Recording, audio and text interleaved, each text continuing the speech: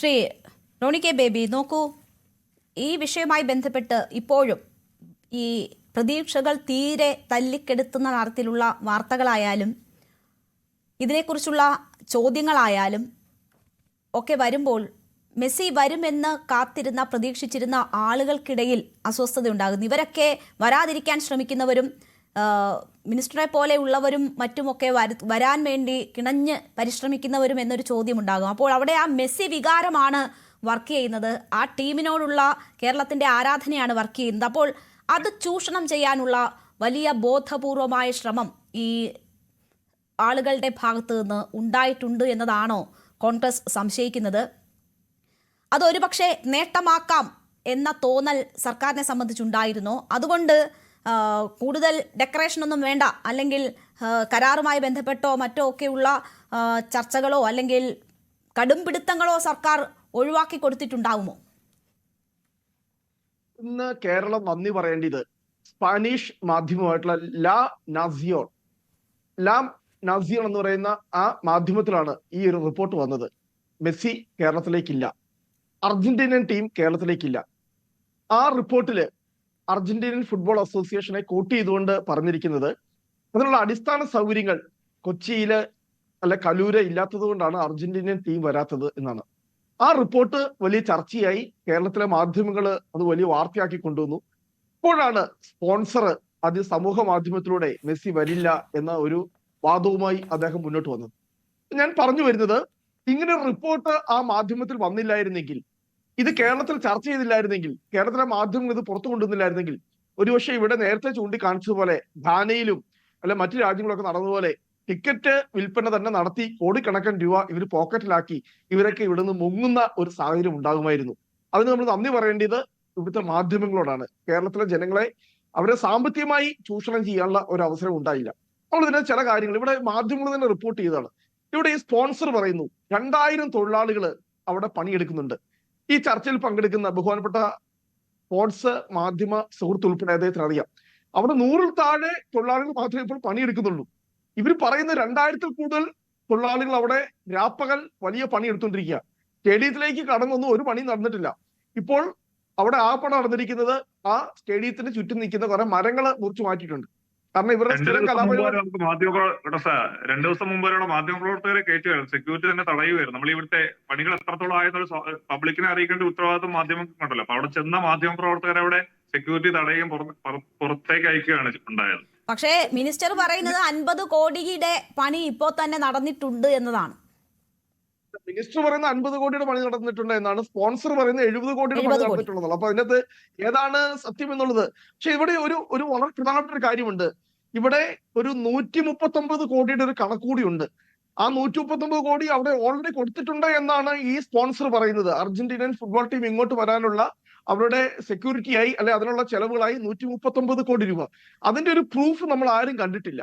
ഒന്നെങ്കിൽ ആ 139 കോടിയുടെ കണക്ക് പറഞ്ഞുകൊണ്ട് ഇവിടെ കള്ളപ്പണം വെളുപ്പിക്കാനുള്ള എന്തെങ്കിലും സംവിധാനങ്ങളൊക്കെ ഇതിന് പിന്നിൽ നടക്കുന്നുണ്ടോ? ഇതിനകത്ത് വലിയ ദുരൂഹതയുണ്ട്.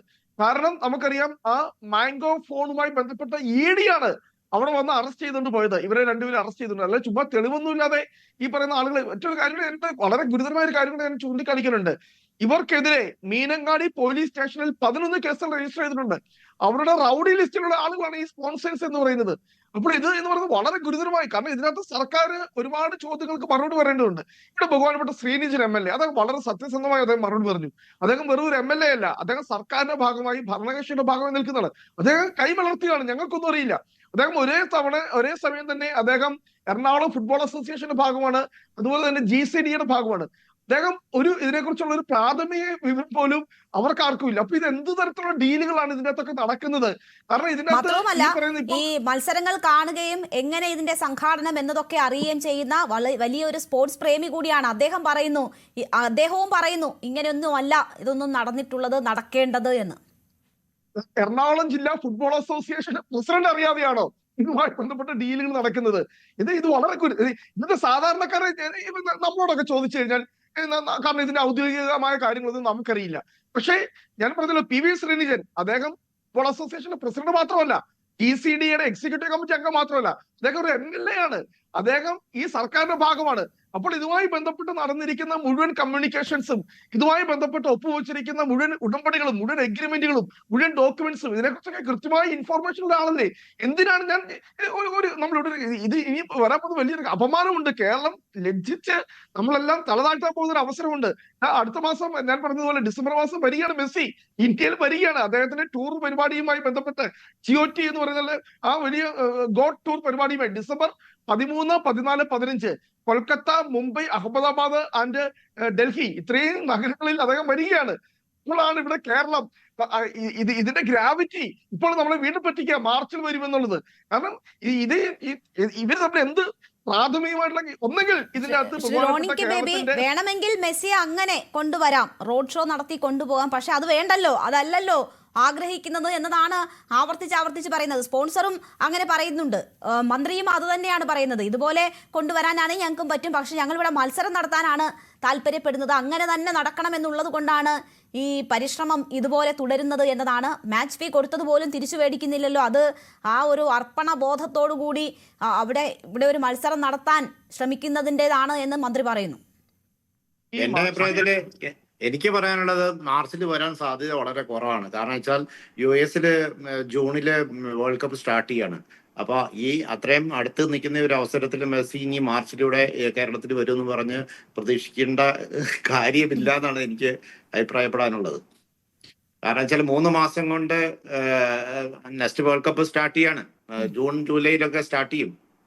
അങ്ങനെ വരുമ്പോഴത്തേനും അത്രയും ക്ലോസ് ആയിട്ടുള്ള ഒരു സമയത്തും ഇത്രയും ദൂരമുള്ള കൺട്രികളിൽ പോയി മാച്ച് കളിക്കുമെന്നുള്ള കാര്യം വളരെ ചിന്തിക്കേണ്ട കാര്യമാണ്. കാരണം വെച്ചാൽ അവർക്ക് അവിടെ അവരുടെ USA പോയിട്ട് അവരുടെ ആ ക്ലൈമറ്റുമായിട്ട് അഡ്ജസ്റ്റ് ചെയ്യണം. അവരുടെ ഫുഡ് എല്ലാം ആ ക്ലൈമറ്റുമായിട്ട് സെറ്റ് ആവണം. അതിനുള്ള ടൈം അവിടെ അത് ഉപയോഗിക്കുള്ളൂ. കേരളത്തിൽ ഇവരൊന്നും പ്രതീക്ഷിക്കേണ്ടെന്നാ എന്റെ ഒരു അല്ല. ഇങ്ങനെ പറയാനും ചർച്ചകൾ നടത്താനും ആണെങ്കിൽ വെറുതെ മാർച്ച് എന്ന് പറയാം. അത് ശരിയാണ്. മാത്രമല്ല മാർച്ചിൽ മറ്റൊരു പ്രശ്നമുള്ളത് അർജന്റീനയും യൂറോ ചാമ്പ്യന്മാരായ സ്പെയിനും തമ്മിൽ ഫൈനലിസിമ എന്ന് പറയുന്ന ഒരു മത്സരം കൂടി ഷെഡ്യൂൾ ചെയ്തിട്ടുണ്ട്. ഫിഫ കലണ്ടറിലുള്ളതാണ്. അപ്പൊ സ്വാഭാവികമായിട്ട് ആ മത്സരം ഏതായാലും കളിക്കേണ്ടി വരും അർജന്റീനയ്ക്ക്. പിന്നെ അതും കഴിഞ്ഞ് നമ്മുടെ ഇവിടെ കേരളത്തിലേക്ക് വന്നു നമുക്കറിയാവുന്ന ഒരു കാര്യമുണ്ട്. ഇപ്പൊ ഫിഫയെ സംബന്ധിച്ച് അടുത്ത വേൾഡ് കപ്പ് മെസ്സി കളിക്കുക, അല്ല അർജന്റീന ഫുട്ബോൾ അസോസിയേഷനെ സംബന്ധിച്ച് അടുത്ത വേൾഡ് കപ്പ് മെസ്സി കളിക്കുക എന്നുള്ളത് അവരുടെ വലിയൊരു ആവശ്യമാണ്. ഇറങ്ങുക എന്ന് പറയും, ബ്രാൻഡ് കളിക്കാൻ ഇറങ്ങുക എന്ന് പറയുന്നത് അവർക്ക് ആ വേൾഡ് കപ്പിനെ മുഴുവൻ ആ രീതിയിൽ ഒരു ഹൈപ്പിലേക്ക് കൊണ്ടുവരാൻ സാധിക്കും. അപ്പം സ്വാഭാവികമായിട്ടും മെസ്സിക്ക് ഒരു ഇഞ്ചുറി പറ്റുക, അല്ലെങ്കിൽ മെസ്സിക്ക് മറ്റു കാലാവസ്ഥാ പ്രശ്നങ്ങൾ മൂലമുണ്ടായ പ്രശ്നങ്ങൾ ഉണ്ടാകുക, ഇതൊന്നും ഫിഫയോ അല്ലെങ്കിൽ അർജന്റീന ഫുട്ബോൾ അസോസിയേഷനോ ആഗ്രഹിക്കുന്ന കാര്യങ്ങളല്ല. അതുകൊണ്ട് തന്നെ മാർച്ചിലെ നമ്മുടെ വിൻഡോ ഓപ്പൺ ആകുമ്പോൾ ഇത് മെസ്സി വരുമെന്ന് ഇപ്പൊ അദ്ദേഹം പറഞ്ഞതുപോലെ തന്നെ നമുക്ക് ഒരിക്കലും ചിന്തിക്കാൻ പറ്റിയല്ല. പിന്നെ വേറൊരു കാര്യം കൂടെ നമ്മുടെ തന്നെ ഒരു ചർച്ചയിൽ നമ്മുടെ സ്പോൺസർ പറഞ്ഞിട്ടുണ്ട്, നവംബറിൽ വരുന്നതിനെ കുറിച്ച് നമുക്കിപ്പോ ആലോചിക്കാൻ പറ്റുകയില്ല. അടുത്ത വർഷം 2026 വരുന്നതിനെ കുറിച്ച് ഞങ്ങൾ ഇപ്പൊ ആലോചിക്കുന്നില്ലെന്ന് മിനിസ്റ്ററും പറഞ്ഞു, സ്പോൺസറും പറഞ്ഞു. ഒക്ടോബറിലോ നവംബറിലോ വന്നാൽ മതി എന്നുള്ള പ്രസ്താവന അതിപ്പോ താൻ പറഞ്ഞതല്ലേ തനിക്ക് തന്നെ മാറ്റി പറയാലോ എന്നതാണ് ഇന്നലെ സ്പോൺസറായ ആൻഡ്രു അഗസ്റ്റിൻ പറഞ്ഞത്.